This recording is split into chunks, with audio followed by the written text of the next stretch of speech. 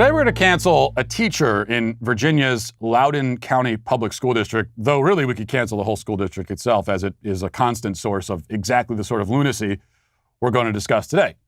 As the Daily Wire reports, quote, video footage shows a Virginia public school teacher bullying a student for saying that he takes a colorblind approach to observing people. A school teacher in Virginia's Loudoun County Public School District, one of the wealthiest districts in the nation, was caught on tape telling a student that it's important to see racial differences when observing people. For a class assignment, the teacher posted a photo of two females, one with white skin and red hair, another with black skin and black hair. Students were asked to observe what they saw in the picture. One unnamed student responded by saying he saw just two people chilling. The teacher called the student intentionally coy for not categorizing the women by their race. Okay, let's actually, we have the audio of that moment. Let's play that now. The story behind this picture, I'd rather hold on to that. Just tell me what this seems to be a picture of. It's just two people chilling. Right, just two people. There's nothing more to this picture? Nah, not really. Just two people chilling. I don't believe that you believe that. I don't believe that you look at this as just two people. I don't think truly you is just two people, though, is it not? Yeah, but I think you're being intentionally coy about what this is a picture of. What would I be being coy about? It's two people standing back to back in a picture. Yeah, and that's all you see is two people. I'm confused on what you would like me to speak on in that sense. I don't think you are. I don't know why you do this. I'm not trying to call you out, but you come out off of mute to talk about what this is a picture of, and you act as if there's nothing noticeable about this apart from the fact that they're two people.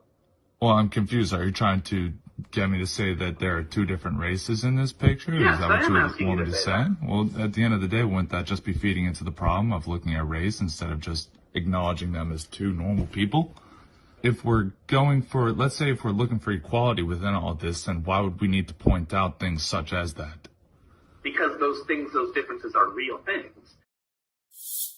A few points to make here. First, this is what brainwashing sounds like in real time. The only difference between that and most public school brainwashing is that in this case, the student had the wherewithal to resist it. Now consider that most kids, not even kids, but all people, adults too, don't really possess the critical thinking skills and backbone necessary to defy a perceived authority figure in that way. And they especially are incapable of thinking and acting for themselves when the issue at hand is something as toxic and emotionally charged as race and racism. Because the implied threats, and sometimes overt threat, of course, is always, if you don't agree with me and adopt the correct views, you will be racist. Most people cave to that threat very easily. Because in our culture today, being called racist is the worst thing you can be labeled. Even worse than being labeled like a pedophile. To be labeled a racist is the worst. And most people will cave to it immediately. Now, for kids, you can't blame them when they cave because they're just kids. For adults, I do blame them. Yet that doesn't stop them from doing it. Also, notice the nature of this brainwashing, right?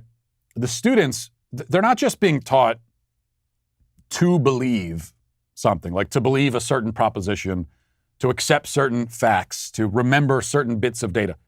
Rather, they're being told how to think. The teacher is telling them how to see other people. Think about that. He wants to change the way they fundamentally view other human beings. And he wants to do this because he subjectively, personally, thinks that people should see other humans this way. This is apparently how he sees other people, judging them by their race first and foremost. And his mission now is to get the kids' brains to work the same way that his does. It's like imagine a schizophrenic insisting that his students must all learn how to hear voices in their head like he does. It's quite disturbing to think about, and even more disturbing when you consider that millions of students encounter this kind of mental conditioning every day. And as we established, most are not going to be able to withstand it. Second point, there's a great irony in this exchange. I believe that the girls in the picture are named Lucy and Maria Aylmeyer. The only reason I know the name is that they're a relatively well-known case of twin sisters who appear to be different races. They have a white father and a Jamaican mother. This is a rare instance where twins with interracial parents end up individually resembling the race of one parent or the other. But of course, those girls are the same race.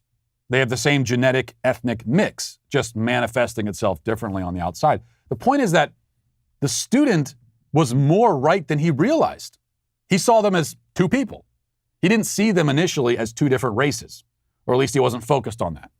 If he had said, oh, I see a black woman and a white woman, he would have been wrong. He would have been judging them based on their appearance, and it would have led him to a false conclusion.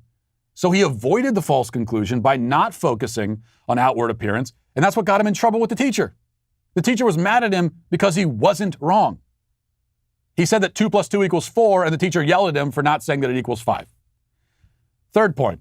Finally, this relates back to that Sesame Street clip we played last week, not the one with the Lil Nas X. There's been a lot of Sesame Street related content on the show recently. Sesame Street introduced some black Muppets whose job is to teach 4-year-olds about critical race theory.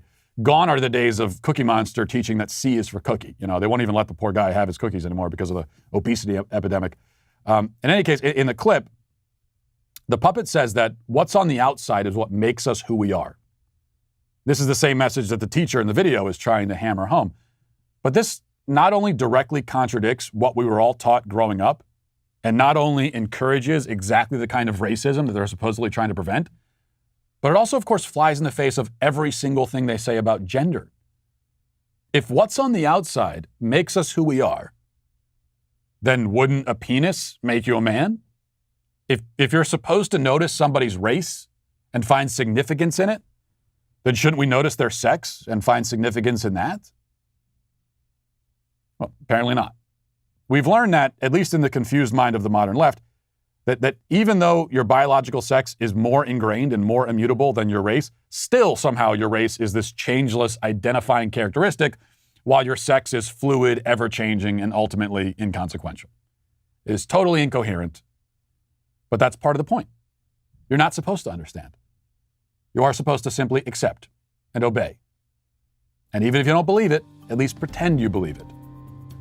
This is the message, especially in the school system. And it's why you should think twice before sending your kids into it.